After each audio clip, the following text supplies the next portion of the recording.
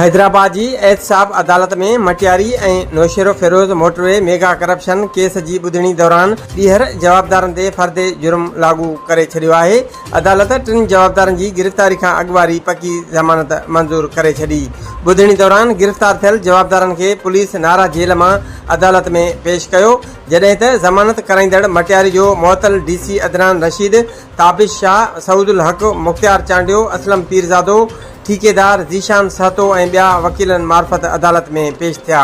नौशेरो Feroze motorway mega corruption case मां गिरफ़्तारी खां अॻुवारी अबूरी ज़मानत कराईंदड़ DC ऑफिस जे अॻूणे सीनियर अकाउंटेंट अब्दुल गफ़ार ॾेपर जी वकील नईमुद्दीन सहतो, नोटरी पब्लिक अब्दुल गफ़ूर मरी जे वकील अब्दुल करीम ऐं स्टाम्प वेंडर सिराज जे वकील असगर मीरबार दलील ॾिना।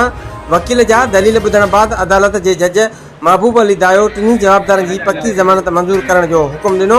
वकील नईमुद्दीन सहतो, आरिफ कलर ऐं ॿियनि ॿुधायो त कुझु जवाबदार वरी केस में शामिल थिया आहिनि, उन करे लाॻापियल अदालत समूरनि जवाबदारनि ते वरी फ़र्दे जुर्म लागू कयो आहे।